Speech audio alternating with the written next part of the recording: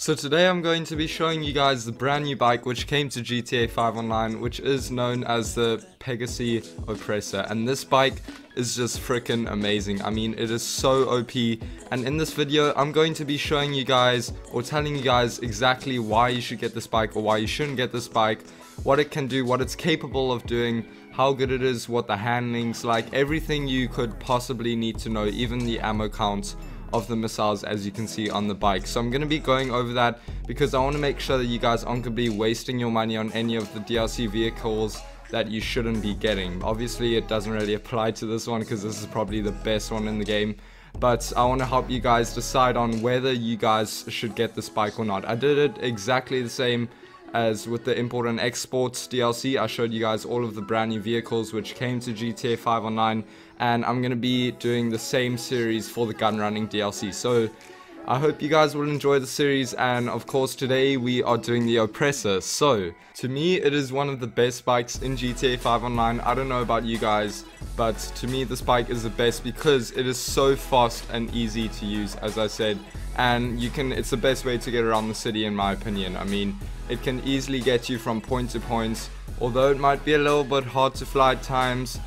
To me, it's the best way to get around the city. Even if you had the Buzzard or any other helicopter, this one is just so easy because you can get to any part of the city. Because it is a bike, of course, you can fit anywhere. It's not like a car where you can only go through certain alleys or whatever, but yeah, it even reminds me of Hagrid from Harry Potter when he comes on his bike and how he just goes around, I don't know, the Hogwarts universe or whatever the fuck. I don't really watch Harry Potter, but I did see one movie where Hagrid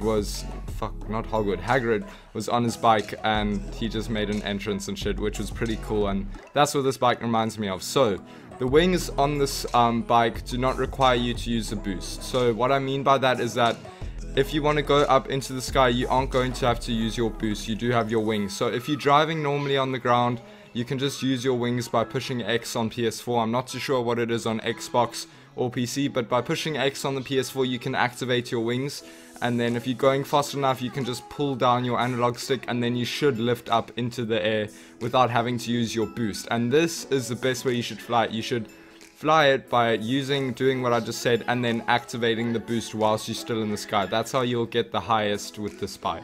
And I know many people agree that this bike is amazing. I mean, I've got a couple people who have said that they really do enjoy this bike and that they really do find it amazing. That it's fucking amazing. And especially surprised that Rockstar added a vehicle like this into the game. I mean, this vehicle has unlimited boost, it has unlimited machine gun. However, there are a couple downsides to the bike. So now we're going to be going into the downside of the bike. So the downside is that to get the missiles, as you can see in the gameplay, you are going to have to do research on the bike, and by doing research you're gonna have to buy a bunker, and then you're gonna have to go over to research and then click on research and start researching. I'm not too sure how to explain that process, but I'm sure if you have a bunker you would know.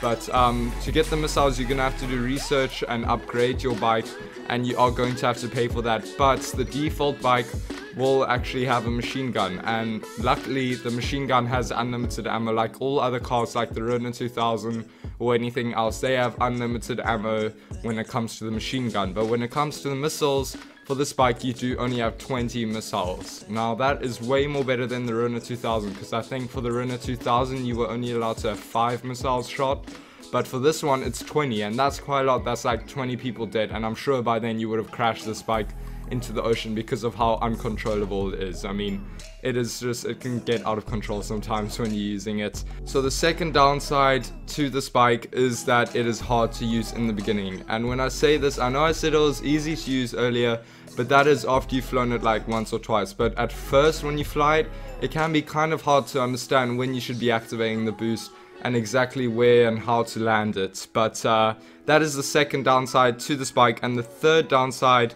to this bike is that it slowly descends once you are in the sky. You cannot decide if you want it to go down. You can decide if you want it to go down, however you can't stay up in the air with this bike forever, because slowly when you're going up and down in the sky, you will notice that the bike will slowly descend towards the ground. And that is the third downside to this bike.